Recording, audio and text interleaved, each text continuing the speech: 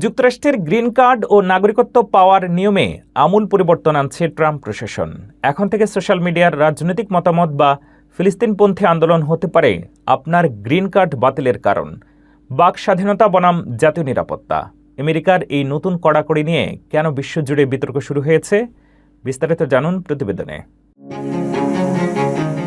যুক্তরাষ্ট্রের green card এবং নাগরিকত্ব পাওয়ার লড়াই এখন আরও কঠিন হতে চলেছে। ট্রাম্প প্রশাসন সোমবার ঘোষণা করেছে যে অভিবাসন আবেদনকারীদের পূর্বের এমন কোনো বক্তব্য বা কর্মকাণ্ড যা চরমপন্থী হিসেবে বিবেচিত হতে পারে তা এখন থেকে অত্যন্ত কঠোরভাবে যাচাই করা হবে।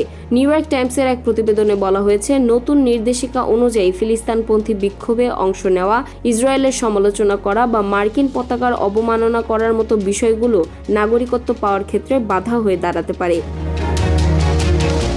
ইউএসসিআইএস মুখপাত্র জ্যাক কাহলার জানিয়েছেন, সন্ত্রাসবাদী আদর্শ প্রচার, মার্কিন মূল্যবোধের প্রতি ঘৃণা প্রকাশ কিংবা সরকার উৎখাতের ডাক দেওয়ার মতো বিষয়গুলো নিবিড়ভাবে পর্যবেক্ষণ করা হবে।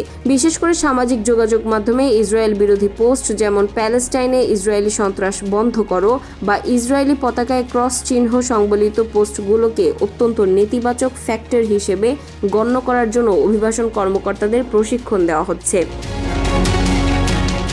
এই সিদ্ধান্তের তীব্র বিরোধিতা করেছেন মানবাধিকার কর্মী ও ডেমোক্র্যাট রাজনীতিকরা। সিনেটর ক্রিস ভ্যান হোলেন প্রশ্ন তুলেছেন, একটি বিদেশি সরকারের সমালোচনা করা কবে থেকে অ্যান্টি আমেরিকান হয়ে গেল? সিভিল লিবার্টিজ গ্রুপগুলো একে বাক স্বাধীনতার ওপর সরাসরি আঘাত হিসেবে অভিহিত করেছেন।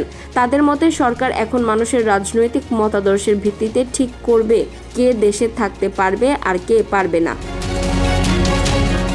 ইতিমধ্যে টাফটস ইউনিভার্সিটির গ্র্যাজুয়েট রুমাইসা ওজতুর্কের মতো শিক্ষার্থীদের ছাত্র সংবাদপত্রে যুদ্ধের সমালোচনা করে কলাম লেখার দায়ে দেশ ত্যাগের নোটিশ দেওয়ার মতো ঘটনাও সামনে এসেছে। ফলে অভিবাসীদের মধ্যে এখন চাপা আতঙ্ক বিরাজ করছে।